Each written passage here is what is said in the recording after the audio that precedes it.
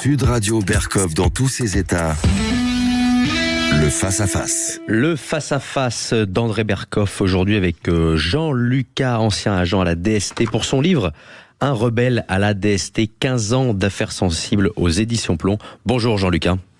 Alors Jean-Lucas, bonjour. C'est vrai qu'il y a énormément de livres qui sont parus sur effectivement des personnes, des personnalités qui ont été dans les services spéciaux, que ce soit le contre-espionnage, que ce soit les affaires étrangères, la DGSE aussi ou la DGSI. Mais vous, c'est vrai que ce livre tranche, je suis content de vous recevoir parce que ce livre qui est vraiment à lire, vous racontez des histoires, des faits qui sont arrivés. Vous avez été, je le rappelle, à la DST de 1972 à 1986, 14 ans. Vous avez été ensuite en Guadeloupe, vous vous rappelez, pendant 2 ans, et ensuite dans le privé depuis 1994. Et maintenant, vous êtes retiré des affaires, on peut le dire. Absolument. Alors, quand vous dites « ça m'intéresse d'agent », on va parler de votre livre. Vous dites « rebelle ». En quoi, par rapport à l'architecture et rapport au système DST, vous vous considérez comme un rebelle? Alors, le titre rebelle, c'est mon éditrice qui l'a trouvé, Madame Berlin, chez Plomb, qui a lu le livre et a trouvé toute seule le titre. Je pense qu'elle faisait référence à l'attitude que j'ai eue lors de l'affaire Hérulin. Hérulin était un de mes amis. On montait contre lui une cabale qui pouvait lui risquer gros, et je l'ai protégé. Alors, racontez un peu Dominique Hérulin, parce que les gens, justement... Dominique Hérulin était il était engagé dans les parachutistes pendant la guerre d'Algérie. À la suite des événements que tout le monde connaît, il est rentré dans l'OAS. Il a été ensuite arrêté, il a fait de la prison, il en est sorti, il a fait quelques opérations de mercenariat, et il était devenu un personnage, disons, un des principaux personnages de la sécurité privée dans les années 70. D'accord. À ce titre-là, il faisait... société privée. Enfin, tout à fait.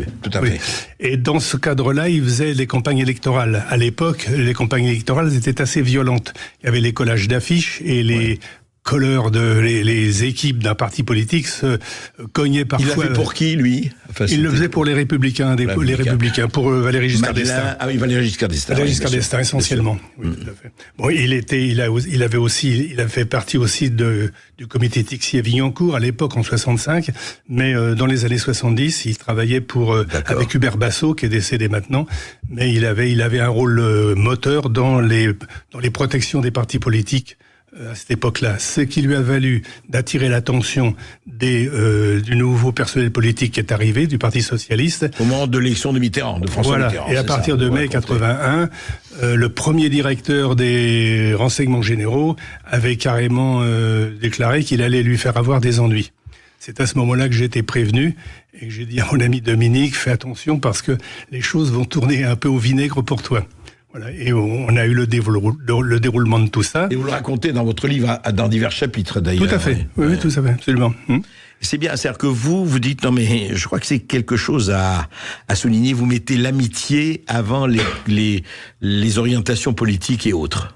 Il y avait l'amitié d'une part, et une seconde chose que les gens n'ont peut-être pas perçue, quand le GIGN a été chargé de protéger le président de la République, dans la police, on a trouvé ça pas normal, parce que les gens des VO, même s'il y avait de très bons éléments chez les VO, ils avaient plutôt les voyages officiels. Ils avaient plutôt une réputation d'excellents tour opérateurs, mais pour la protection physique, c'était peut-être un peu léger. Donc que le GIGN arrive là-dedans et que le proto mette ses gars en place, tout le monde a trouvé ça n'a pas trouvé ça anormal. Quand ensuite ils ont été nommés pour la coordination du renseignement pour le terrorisme, là ça a fait sourire beaucoup de gens dans les milieux du renseignement. Et parce qu'ils c'était pas des spécialistes, ni pas du tout formés, ni voilà. Ouais. Les gens du GIGN sont des athlètes de très haut niveau, ils sont doués pour faire ce qu'ils font, mais pour faire du renseignement, ça demande d'autres qualités, d'autres formations. Et moi, quand je voyais arriver les dangers sur Dominique, et je me suis dit, tu vas voir mon bonhomme, si c'est si facile que ça de faire du renseignement, je vais te montrer à la sauce DST ce que c'est. Et donc j'ai suivi l'affaire et 3 fois ils ont voulu l'arrêter, 3 fois j'ai réussi à les bloquer et puis ça s'est terminé comme ça. Oui, non mais vous le racontez très bien dans votre livre. Et justement, alors on va parler de la sauce DST. Alors c'est quoi? C'est-à-dire ce renseignement, cet apprentissage de renseignement, vous l'avez fait avec Raymond Nart notamment, avec beaucoup d'autres. Au fond, parce que c'est vrai, c'est la guerre de l'ombre. Enfin, alors il y a beaucoup de fantasmes là-dessus, parce que John le Carré, avec tout son temps là, est venu, et puis beaucoup d'autres. Mais au fond, et parce que certains disent, oui, mais c'est une activité en fait, où tout le monde, c'est l'auberge espagnole du fantasme, tout le monde va James Bond et compagnie, ou SAS ou autre. Non, c'est une activité, est-ce que c'est d'abord une activité, je dirais pas de bureaucrate, mais enfin une activité de bureau? Certains disent, oui, c'est plutôt ça, faut pas se raconter des histoires, mais il y a quand même des actions, et vous le racontez, il y a quand même des tracts, il y a quand même des enquêtes, il y a quand même des négociations, des interrogatoires. Alors, la sauce DST, c'est d'abord la rigueur. La rigueur, le cloisonnement, ce qu'on appelle le besoin d'en connaître. On nous donne pour faire nos enquêtes ce qu'on a besoin de savoir et rien d'autre. Et il y a un cloisonnement très, très sérieux. Maintenant, est-ce que c'est bureaucrate ou pas? C'est bureaucrate d'une façon parce qu'on écrit beaucoup à la DST. Mais surtout, on écrit quoi? On écrit ce que les gens nous ont dit. Parce c'est aussi un métier de contact, essentiellement un métier de contact. Le renseignement, faut l'avoir en allant voir les gens. À l'époque, nous, il n'y avait pas d'ordinateur, on avait des écoutes téléphoniques, oui. Mais en gros, c'était seulement ça. Et les écoutes téléphoniques, les professionnels, évidemment, soit s'en méfient, soit vous intoxiquent. Donc, il faut faire très attention aux productions. Il faut les lire toujours au premier ou au second degré. Mais ça aide quand même à voir les relations qu'il y a entre les uns et les autres. Ensuite, il faut les prendre les contacts, voir les gens, et leur tirer le maximum d'informations. Et ensuite, il faut les écrire. Et nous, quand on rendait nos rapports, c'était presque un examen. Moi, j'avais affaire à de vieux commissaires, des gars qui avaient monté la résistance et tout ça. Et c'était, vous écrivez ça pourquoi? Vous l'avez su d'où? Qui vous l'a dit? Tout était sourcé. Tous nos renseignements à la ST étaient sourcés. C'est exactement ce que les bons journalistes et les bons rédacteurs en chef font. Et effectivement, d'où vous l'avez su et comment vous sourcez. En tout cas, ceux qui font bien leur métier font ça. On va continuer à parler de la sauce DST parce que c'est très intéressant. Après cette petite pause, à tout de suite. Sud Radio. Sud Radio. Parlons vrai. Parlons vrai. Sud Radio. Parlons vrai. Ici Sud Radio. Les Français parlent au français. Je n'aime pas la blanquette de veau. Je n'aime pas la blanquette de veau. Sud Radio Bercoff dans tous ses états. Et un rebelle à l'DST avec nous, Jean-Lucas. 15 ans d'affaires sensibles, un livre qui vient de paraître aux éditions Plomb. Et effectivement, vous racontez, alors on va continuer à parler, on avait commencé à parler de la sauce DST. Et parlons-en, effectivement, on prendra des exemples, bien sûr. Au fond, c'est un apprentissage. Quelle est la part d'intuition? Quelle est la part de psychologie? Et quelle est la part, effectivement, d'aléas et de hasard? Vous en parlez, mais on donnera des exemples également, Jean-Lucas. La part d'aléa et de hasard, elle est dans la production des sources humaines qu'on peut recruter.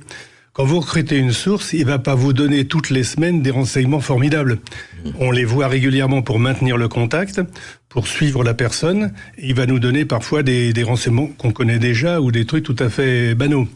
Et puis de temps en temps, pouf, il va nous lâcher une information, et là, c'est tout le service qui se met en marche, parce que l'information, elle démarre, elle lance une enquête, et là, on est plusieurs à monter dessus, et le service est mobilisé. Donc, c'est un métier qui est à la fois fait de routine et de choses extraordinaires.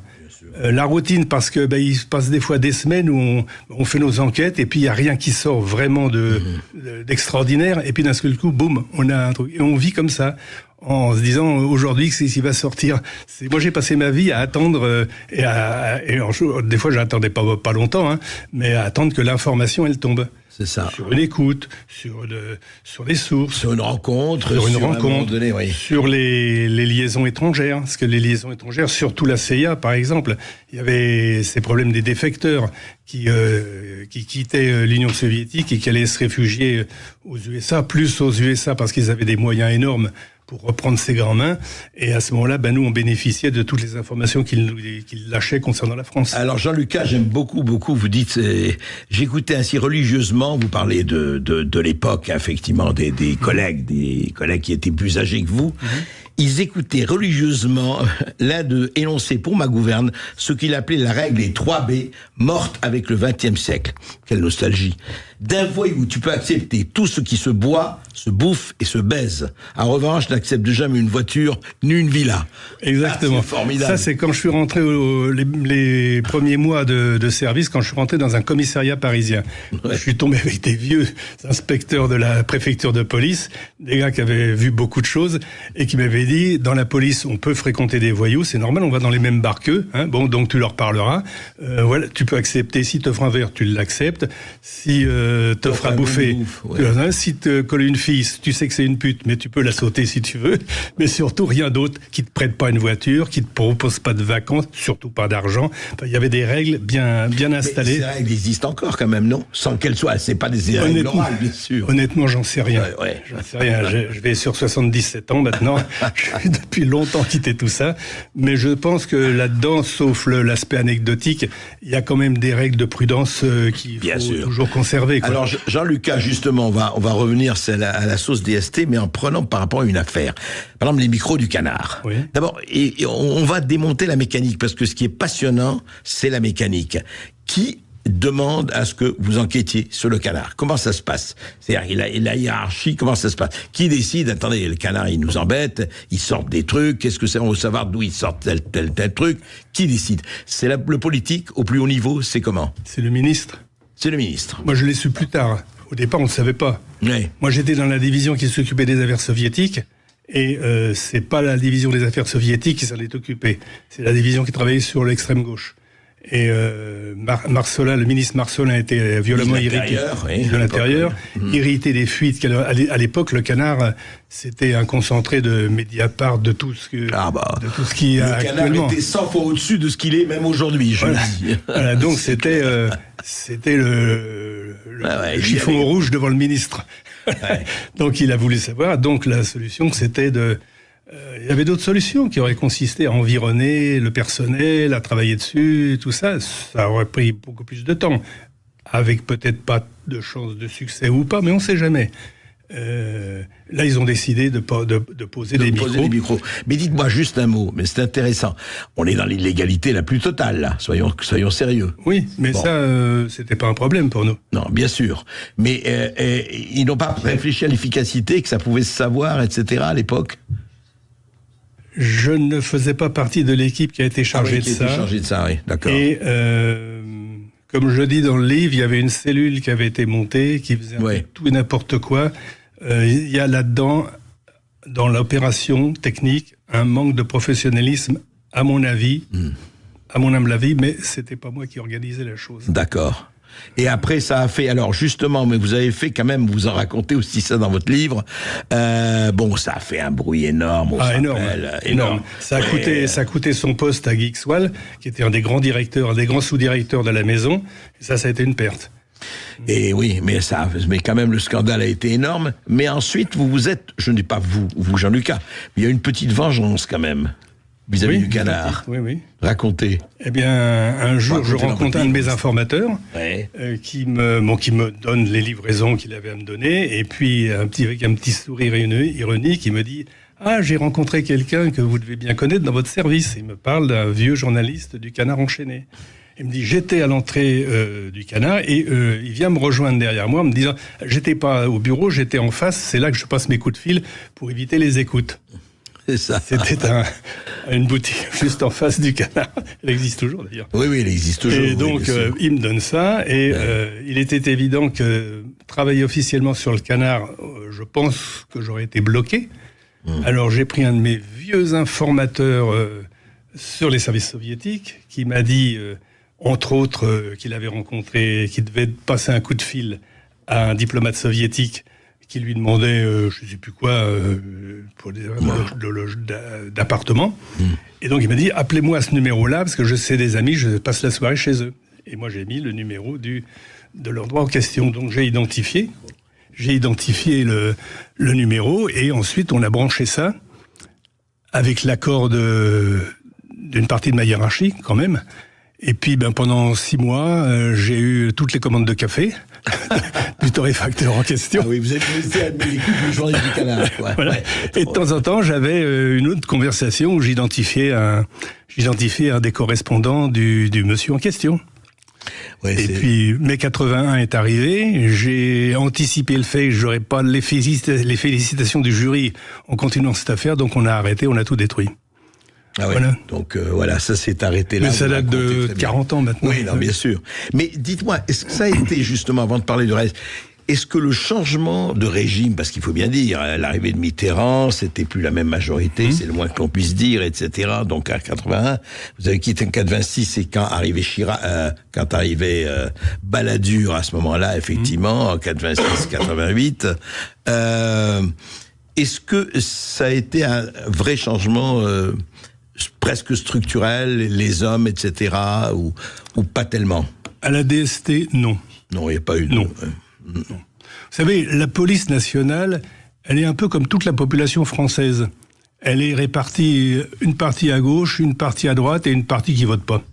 Et en gros, la répartition, elle est à peu près la même que les résultats des élections. Donc on avait chez nous autant de gars de gauche que de gars de droite et autant de gars qui étaient sur une prudente réserve et qui s'en fichaient totalement. Oui, tout à fait. Ouais. Non, la police, moi, dans ce que je connais, la DST, elle était absolument à l'image de la société française. C'est ça. Il n'y avait pas de...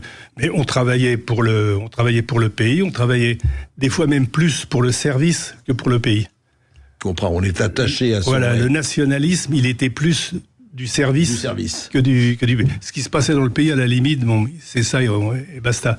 Mais nous, on avait les intérêts de notre DST, on les avait à cœur. Et j'espère que les gens du service. Oui. Ouais. J'espère que les gens de la DGSI sont pareils avec leur service. Bah, écoutez, espérons-le aussi. Oui, c'est bien. Enfin, il faut qu'ils pensent un peu à la France. Je pense qu'ils pensent un peu. Bien sûr qu'ils pensent à la France. De toute façon, le travail, il est fait pour le pays. Bien sûr, bien sûr. On va continuer avec Jean Lucas. Encore une fois, un rebelle à la DST. Beaucoup de choses qu'il a à raconter, à dire. Après cette petite pause. Et vous avez la parole sur Sud Radio. Vous nous appelez pour participer à l'émission au 0826 300 300. 0826 300 300. À tout de suite sur Sud Radio. Sud Radio Berkov dans tous ses états. Appelez maintenant pour réagir 0826 300 300. Ici Sud Radio. Les Français parlent au français. Les carottes sont cuites. Les carottes sont cuites. Sud Radio Berkov dans tous ses états. Un livre à lire comme un roman policier, mais c'est d'ailleurs un roman policier, sauf que ce n'est pas un roman. Un rebelle à la DST de Jean Lucas. 15 ans d'affaires sensibles aux éditions Plomb. Justement, Jean Lucas, par rapport à toutes ces... au déclenchement des affaires, etc., il y a... Nous... Du côté, je dirais, spectateur ou commentateur, effectivement, les micros du Canard, je me rappelle, j'étais jeune journaliste, ça avait fait un schtroumpf énorme. Et puis les Irlandais de Vincennes aussi. Enfin, alors, parlez-nous des Irlandais de Vincennes et par rapport à quelqu'un dont vous parlez, comme Dominique Hérulin, qui a occupé une plage non négligeable dans ce livre, sinon dans votre vie. Bernard Jegat aussi, qui était un de vos informateurs. Et parlons-en. Alors, Bernard Jegat, c'était quoi? Enfin, c'était qui? C'était quoi? Et à quoi il a participé? Bernard Jegat, il était impliqué, il avait des amis dans l'INLA. L'INLA, c'était une organisation concurrente de l'IRA. Et il avait 3-4 camarades. Irlandais, donc, qui étaient venus en France pour s'abriter des attaques, des représailles des services britanniques. Ils étaient en France en attente, parce que la France, à cette époque-là, il y avait beaucoup de mouvements terroristes occidentaux, et en France, il y avait des moyens de trouver des plans, des armes, des faux papiers, de l'argent, enfin, tout ça, c'était un endroit où ils pouvaient être en immersion en attendant de décider d'une action quelconque. Il était rentré au contact de ces gens-là, et quand il y a eu l'attentat... au restaurant de Joe Goldenberg, il a, sur les portraits robots qui ont été mis, il a cru reconnaître, à son grand malheur, il a cru reconnaître ses camarades. Alors, il a voulu rendre compte, il a été à l'Élysée, il a vu Régis Debray, qui, je le comprends très bien, s'est un peu méfié de lui, il l'a écarté, et il a été au Nouvel Observateur, voir le directeur du Nouvel Observateur. Jean Daniel, voilà, ça, ouais. Qui, lui, il avait une journaliste qui venait de boucler un reportage sur le GIGN, donc il avait les contacts, elle a appelé le GIGN, et le capitaine Baril est arrivé pour prendre toute l'affaire en main. Et donc, oui, ensuite, il a donné... Alors, il faisait pas que les aider comme ça, il gardait chez lui armes, explosifs et tout le petit matériel qu'il mettait de côté. Donc, Baril a pris ça, et en fait, Baril a mis dans l'appartement de Vincennes, il a mis lui-même les affaires. Il y a des gens qui croient ça très malin, en fait, c'est l'erreur à pas connaître. Quand on fait une perquisition, on prend ce qu'on trouve, pas ce qu'on amène, évidemment. Oui, non, mais c'est pire que ça. Il n'a pas fait ça comme par hasard. Il amène ça. Il a fait du zèle. Oui, tout à fait. Il a fait du zèle. Alors, après ça, gros mouvement dans la presse et partout. Et puis, Gégas s'en étonne, il tente à alerter. Et puis, les gens s'en foutent, quoi. Ou disent, là, on met de la poussière sous le tapis, on n'en parle pas. Donc, il arrive à la DST. À la DST, il est venu de lui-même à la DST ? Oui. De lui-même. De lui-même. D'accord. Il vient de lui-même à la DST, et il est entendu. On fait ce fameux, les gens de la section irlandaise, mais il y en avait, la terroriste, c'était un peu par thème, il y avait les Irlandais. Les gens de la section irlandaise le prennent dans la pièce et lui font cracher un PV de 20 ou 25 pages, où il explique tout le détail de son affaire. Et puis ensuite, quoi en faire ? Alors on me l'a donné à moi et à mon commissaire avec qui je travaillais, Jean Silleul, et on nous a dit, voilà, voyez ce que vous pouvez en faire et essayez de le calmer. Parce qu'en fait, il allait partout, des milieux journalistes, politiques, administratifs, tout. Il allait contacter n'importe qui pour dire on m'a manipulé, je demande une réparation, patati et patata. Voilà. Donc du coup, on l'a récupéré. Sur le contrôle, ça n'a pas été très efficace parce qu'il continuait à voir les gens. À la limite, moi, c'était pas trop mon problème, mais je lui avais dit, tu fais ce que tu veux avec tous les politiques, les journalistes que tu fais, mais ce qu'on fait ensemble, tu n'en parles pas. Et je l'ai lancé sur 2 pistes. La première, elle montait bien. C'était sur Marseille, donc on descendait en TGV. On le lâchait, il allait voir ses petits copains révolutionnaires. Toujours sur les Irlandais, là. Non, sur l'extrême gauche. Sur l'extrême gauche. La piste, c'était de remonter vers Action Directe. Oui, bien sûr. Action Directe, il y avait ces 4 Gugus là qui étaient en cavale et personne ne savait où ils étaient. Et c'était tout le monde était dessus, quoi. Donc après moi, avec mon divisionnaire, on allait se prendre sur le Vieux-Port, se manger une bouillabaisse. Vous avez senti Bernard Gégas qui était capable d'aller de cotiser en ligne pour aller voir Action Directe. Il avait le talent ou il avait la capacité d'aller dans des... Action Directe que vous ne connaissez pas, c'était pas sa cam, si je peux me permettre, ou son domaine. Mais c'était une taupe de premier ordre, Gégas. C'est ça. Une taupe de premier ordre. C'est ça que j'ai relevé chez lui. Mais qu'est-ce qu'ils font alors, Jean-Lucas, qu'est-ce qui fait les qualités de la taupe ? C'est quoi déjà, accepter de travailler pour les services. Comment c'est pas évident. C'est pas évident. Ensuite, avoir les contacts. Si c'est pour une taupe qui connaît rien, elle est bien gentille, la taupe, mais elle vous ramènera rien. Donc il faut que le gars soit OK pour travailler pour vous. Il faut qu'il ait d'excellents contacts, qu'il soit crédible dans son milieu, qu'on lui parle, qu'il n'éveille pas la méfiance, et puisqu'il s'y aille, et qu'il ait la patience. Parce que s'il y va en cherchant trop de renseignements, les révolutionnaires gauchistes, là, qui sont pas des enfants de cœur, mais pas des idiots non plus, vont se douter de là, d'autant plus qu'ils sont toujours sur leur garde pour éviter les pénétrations de la police et des services. Donc il faut ces qualités-là, et lui les avait. Ouais. Lui les avait. Et il a continué, alors, mais vous avez longtemps, Oh non, ça a duré quelques mois, pas plus, parce qu'ensuite, la première piste, c'était sur Marseille, la deuxième, c'était dans un quotidien parisien, et il y avait... Lequel ? Libération. Et il y avait, mais il y a longtemps. Hein. Ouais, non, la personne est décédée maintenant, je l'ai su dans Libération, en lisant la notice nécrologique, ou dans Le Monde, je sais plus. Mais il avait un gars très intéressant qui connaissait une foule de choses. Un type qui était dans le milieu depuis sa naissance. En fait, entre le journalisme et la taupe, il y a quelques points communs. Donc, le type était un grand professionnel de la conspiration. Ouais. Et Gégas arrivait au contact et il commençait, ça se passait bien. Et on a fait à la DST, bon, je rendais compte, parce que tous mes rapports avec Géga, nous on avait un code de la manipulation, on faisait pas ça n'importe comment. Je le voyais, je rendais compte avec des rapports très circonstanciés, très précis. Parce qu'ensuite, ça, dans le TGV, ils vont raconter ça. Oui, dans le TGV, alors je prenais des notes, ce qui était dur, parce que les premiers TGV, il y avait des vibrations, on n'arrivait pas à écrire. Maintenant, c'est mieux. Et vous n'enregistriez pas ? Non. Non, jamais. Non, parce que enregistrer quelqu'un quand c'est pas. D'abord enregistrer sans qu'il le sache, avec tout le boucan qu'il y a dans un wagon, c'est pas très bon, surtout avec les appareils qu'on avait à l'époque. Et puis non, ça. On prenait tout même les informateurs, je les enregistrais jamais, moi. On prenait tout de mémoire ou je prenais de temps en temps. Voilà. Et donc, mes rapports, ils ont été transmis à l'UCLAT. La piste a été transmise à l'UCLAT. Et à l'UCLAT, ils ont décidé d'interpeller le gars. Évidemment, 48 heures de garde à vue, il n'a rien lâché. Et c'était fini. C'est fou, ça. Voilà. Non, mais ce qui est absolument passionnant dans votre et dans votre livre, etc., c'est au fond, on en parlait hors antenne, Jean-Lucas, c'est la psychologie et puis le moment. Quel moment, le timing, quand ce qu'il faut frapper, enfin intervenir ou pas intervenir, etc. Il y a ça. Sinon, on commet les bévues qu'on a pu connaître, quoi. Il faut de la patience. Ouais. Il faut beaucoup de patience. Et après, c'est dans notre métier, dans le contre-espionnage, il y avait deux choses. Soit on arrivait à recruter, à ce moment-là, on mettait le gars de côté, on le traitait comme informateur, soit on n'y arrivait pas et on avait suffisamment de billes contre le type pour le faire une procédure. Et à ce moment-là, c'était la Cour de sûreté de l'État, 6 jours de garde à vue, et ensuite, à l'issue de la garde à vue, à l'issue de la nature des procès-verbaux, on voyait si on pouvait l'envoyer à la Cour ou pas.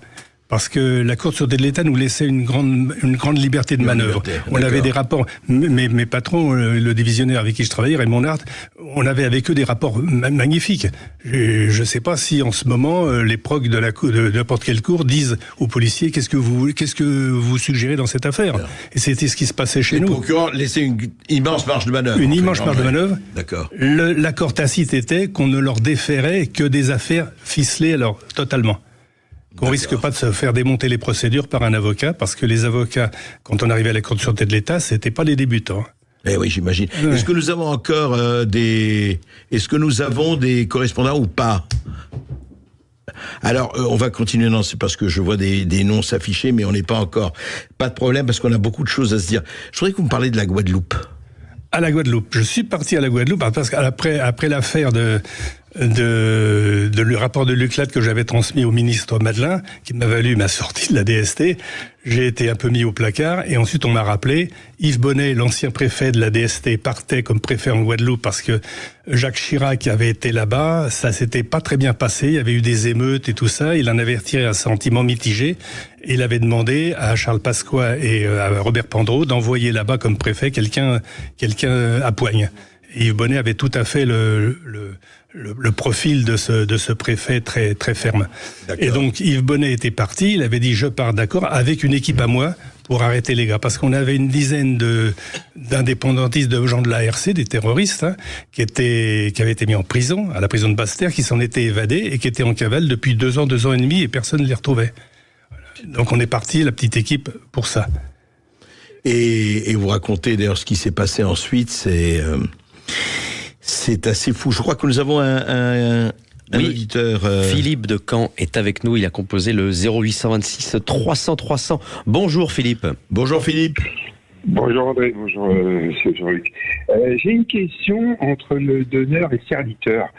Voilà, je m'explique. À votre époque, mais encore plus maintenant avec la DGSI, avec la fusion et voilà ce qui s'est passé, pouvez-vous donner votre avis sur l'interprétation des gens à suivre? Je m'explique. Ça demande des connaissances en langue, à part le français et l'anglais, mais quand on a différents interlocuteurs à surveiller ou à analyser, ça demande des connaissances en arabe, en persan, voilà. Comment vous pouvez vous assurer que on ne raconte pas des histoires, c'est ça. En tout cas, le rapport est juste et bon. Est-ce que l'interlocuteur de la DGSI maintenant peut pas être manipulé non plus en interne? Jean-Lucas, à votre avis, c'est il parlait de la connaissance des langues, parce qu'il dit, aujourd'hui, c'est effectivement, ça peut être l'arabe, ça peut être le tchétchène, ça peut être l'afghan ou autre, hein. Vous avez, est-ce qu'ils ont, alors ce n'est plus ce qui se passait, mais est-ce que vous aviez aussi à l'époque et aujourd'hui, en tout cas encore plus, des problèmes d'interprètes qu'on ne vous raconte pas n'importe quoi, des gens qui connaissent suffisamment la langue pour bien retranscrire? Alors, d'abord, dans le contre-espionnage, on avait plusieurs traducteurs, des gens qui faisaient partie de la division et qui nous traduisaient ou les interrogatoires ou qui traduisaient les documents, et ça se passait sans problème, avec une totale confiance. À la division antiterroriste, on avait aussi des gens qui parlaient arabe. Moi, j'ai fait plusieurs reprises des auditions avec le traducteur, ce qui était très, très facile, très pratique, parce qu'on pose la question, il le traduit, il a la réponse, il retraduit, et moi, ça me laissait le temps d'écrire la première réponse, de réfléchir et de voir l'architecture de l'interrogatoire que j'allais lui monter. Dans un sens, j'aimais bien les auditions avec un traducteur, parce que ça me donnait du recul pour réfléchir et tout ça. Donc c'était pas un problème. Alors maintenant, il y a énormément, avant les gens voyageaient moins. Donc on avait besoin de l'anglais, de l'arabe, du russe. Chez nous, c'était ça. Plus d'autres langues, évidemment. Aujourd'hui, il y a une foultitude de langues. En lisant des trucs comme ça sur la presse, j'ai su qu'ils avaient des problèmes pour trouver des linguistes, mais c'est des problèmes qui se résolvent. Quant à savoir si le traducteur est bien fidèle à ce qu'il fait, ça m'est arrivé quand j'étais au STIP. Le traducteur, sur des délégations. Alors, c'était plus du renseignement, c'était l'accueil de délégations arabes, par exemple, et je sentais un petit malaise entre mes invités des pays arabes et ce qu'ils me racontaient. Et donc, c'est simple, hein, j'ai fait venir quelqu'un qui parlait arabe couramment et qui me traduisait ensuite les propos du traducteur. Et quand j'ai su qu'il ne traduisait pas d'un langue, j'ai fait un rapport et on a viré le mec. Bien sûr. Non, on contrôle ça, après, on contrôle. Ça, mais dans une manipulation, vous avez toujours le fait que vous savez jamais si le gars vous dit 100% de la vérité ou c'est le jeu, hein, c'est le jeu. C'est ça qui fait l'intérêt de raconter ce qu'il veut et après il faut vérifier et voilà. Je crois que nous avons un autre Philippe. Oui, restez bien avec nous, on se retrouve tout de suite et on retrouvera Philippe de Saône-et-Loire juste après la pub. À tout de suite sur Sud Radio.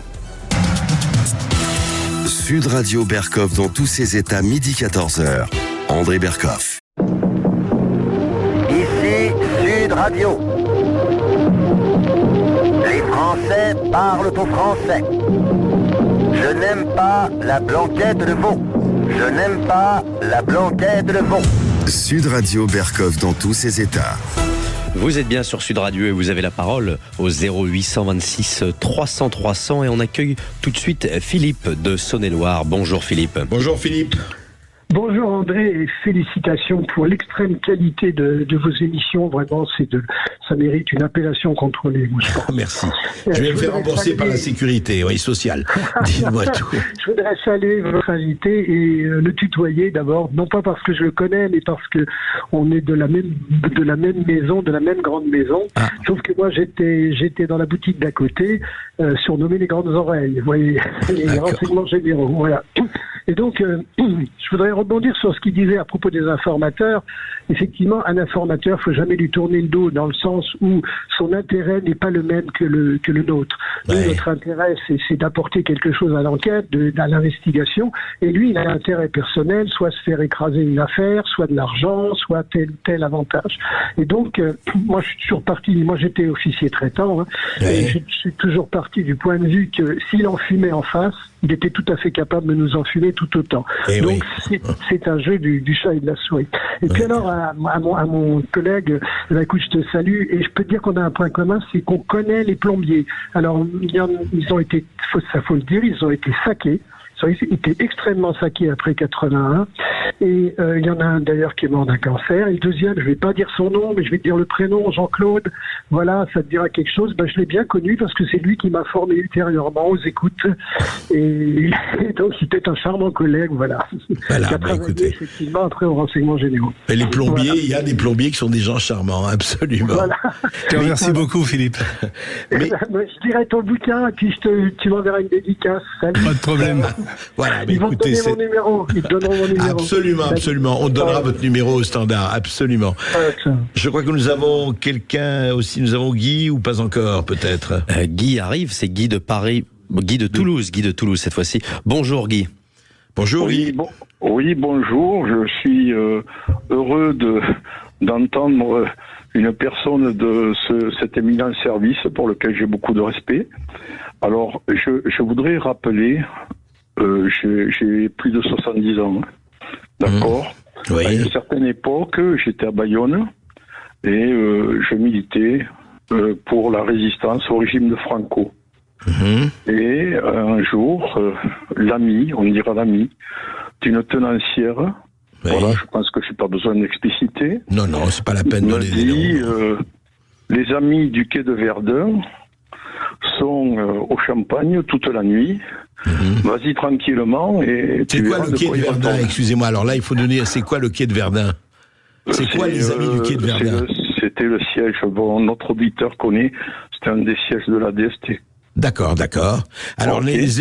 La DST trinquait au Champagne, et pourquoi pas, donc dans un estaminet. Elle était invitée, elle a passé toute la nuit au Champagne. D'accord, et alors? Et cette brillante équipe, très tranquille, avait laissé tout son véhicule ouvert, et à l'intérieur, tout un système d'écoute téléphonique, avec un carnet de bord. Ils étaient passés par la tour de Munich, etc. C'est à l'époque des plombiers et de l'affaire du Giscard d'Estaing, les avions renifleurs, non? Giscard d'Estaing, le Chaban enchaîné. D'accord. Et cette équipe se rendait sur la côte basque pour approcher les services à l'époque, Monsieur Chaban, quelque temps avant les élections présidentielles. Voilà. D'accord. Donc savoir si votre invité a eu connaissance de cette aventure. Jean-Lucas. Absolument pas. Non, absolument pas. Mais en tout cas, c'est intéressant. Je vais laisser mon téléphone, j'aurai du plaisir à échanger avec lui. D'accord, on le fera. Jean-Lucas, je voudrais revenir quand même justement à ce problème de rapport. Alors, là où vous étiez évidemment dans une équipe, vous aviez vos patrons, etc. Mais ce que je voulais savoir, est-ce que à des moments, sans parler d'une affaire spécifique, si par exemple le chef de la DST ou l'un des chefs ou l'un des officiers traitants, etc., reçoit une consigne politique et il estime que la manière dont on doit le traiter n'est pas la bonne, c'est-à-dire que je ne parle pas du fond, mais que stratégiquement, que tactiquement, c'est pas bon. Est-ce qu'il y a des discussions où il faut exécuter ce que disent les politiques de toutes les façons, c'est dans le métier, c'est l'ADN du métier, ou pas? Alors, d'abord, moi, j'étais un fonctionnaire, ce qu'on appelle un fonctionnaire de terrain, et je n'avais pas accès aux discussions qui peuvent se passer entre le préfet de la DST et le ministre. Je dirais, pour répondre à votre question, que tout dépend des rapports que le préfet de la DST ou les hauts cadres de la DST entretenaient avec le ministre ou les hauts responsables du pays. Ça dépendait des hommes. C'est ça. À certains moments, compte tenu de la personnalité de certains de nos chefs, je pense qu'il pouvait y avoir des cas où nos chefs disaient « là, vous faites une erreur, on va au casse-pipe ou là, il vaut mieux faire comme ça que plutôt que comme ci ». Et je pense, dans d'autres cas, peut-être qu'ils obéissaient. Pour l'affaire du canard, ils ont dit oui.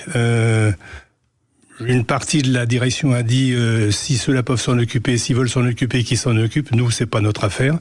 Et ils ont bien fait. La preuve. Mais non, ça dépendait des rapports et des personnalités des ministres et des dirigeants du service. Et dans le cas des Irlandais de Vincennes, c'est la même chose? Vous pensez qu'il y a eu quelques quelques écarts entre l'analyse de tel ou de tel, ou pas? Parce que il y a eu quand même cette histoire de déposer des armes, enfin, et qui a tourné en fiasco quand même terrible. Oui, plutôt, oui. Plutôt. Est-ce que vous pensez qu'il peut y avoir, évidemment vous ne le savez pas, mais il peut y avoir eu des discussions assez précises? L'affaire des Irlandais, François Mitterrand, les socialistes en général se méfient un peu de la police. Bon. Ouais, c'est ça, il faut le dire, oui. Il se méfie un peu de la police. Ça s'est calmé après. Oui, bien sûr. Mais il se méfiait de la police, donc ils ont confié, et surtout, le service des voyages officiels, s'ils savaient bien organiser les missions précurseurs et tout ça, sur le plan de la protection réelle, c'était pas l'idéal. Et donc, effectivement, je pense que François Mitterrand devait se sentir mieux en sécurité avec les athlètes du GIGN qu'avec les autres. Bon, ça c'est une chose. Ensuite, il y a sans doute un sentiment de confiance. Le président Mitterrand faisait confiance à Proto. Je me suis d'ailleurs toujours demandé comment un type aussi redoutablement intelligent et florentin, comme on disait, que Mitterrand, pouvait avoir une confiance totale dans cet homme qui était un fidèle de chez fidèle, mais pour certaines parties, pas pour d'autres. Lui avoir confié un travail de renseignement sur l'antiterrorisme, alors qu'il y avait il y avait les RG, il y avait la PJ, il y avait la ST qui travaillait là-dessus, et il n'y avait pas de résultat pour l'instant parce que c'est un travail de longue haleine, le renseignement. S'imaginer que ces gars-là allaient pouvoir, en un claquement de doigts, réussir une affaire, c'était du rêve. Alors après, quand il y a eu cette affaire, il y a eu un emballement dans la presse. Ah, les gendarmes ont trouvé, le GIGN a trouvé un truc formidable, et tout ça, c'est parti. Et ensuite, alors là, il y a eu la part de zèle du capitaine Baril, qui n'a pas dû trouver grand-chose dans la partie des Irlandais, qui, si l'affaire avait été au bout, son plan procédural, se serait retrouvé en correctionnel avec 3 mois de sursis et un truc comme ça. Mais là, il s'est dit, il n'y a rien, allez hop, il n'y a rien, je mets quelque chose. Faisons une affaire. Et ça, c'est de l'irresponsabilité totale. Jean-Lucas, on arrive au terme de cette émission et encore une fois, je recommande votre livre parce que vraiment, il y a beaucoup d'affaires à raconter. Je vous dis, ça se lit comme un roman policier, encore une fois, mais c'est un roman vrai. Vous êtes heureux, vous êtes fier de ce que vous avez vécu là-bas. C'est quelque chose qui a été une expérience très passionnante pour vous, j'imagine, mais vous en retirez, juste en quelques mots, vous en retirez quoi de cette vie à la DST? Parce que 15 ans, c'est beaucoup. Je parle pas du privé. Vous pouvez dire que je suis fier d'avoir appartenu à ce service, à la DST. J'y ai vécu des années merveilleuses. Le boulot de contre-espion ou dans la lutte antiterroriste, c'est quelque chose de passionnant. C'est très exaltant. Ça vous apprend la patience, l'opiniâtreté. Ça vous fait découvrir, on est au centre des choses. C'est Camus qui disait, le policier, il est au centre des choses. Et il avait tout à fait raison. On faisait partie de l'histoire. Quand on travaillait contre le KGB, bien que j'ai beaucoup de respect pour les gens du KGB, qui étaient un grand service, comme le sont ceux du SVR maintenant, j'en doute absolument pas. Mais non, c'était une période extraordinaire. En fait, c'est ça. En fait, quelque part, vous faites l'histoire. Voilà, oui. C'est ça. Oui. Merci. C'est moi qui vous remercie. Merci Jean-Lucas et merci à nos auditeurs de nous écouter toujours aussi nombreux. Tout de suite, l'émission de Brigitte Lahaye. À tout de suite sur Sud Radio. Sud Radio Berkov dans tous ses états, midi 14h. André Berkov. Avec Aper, la marque de vêtements qui respecte votre identité, en vente exclusive sur aper-mode.com.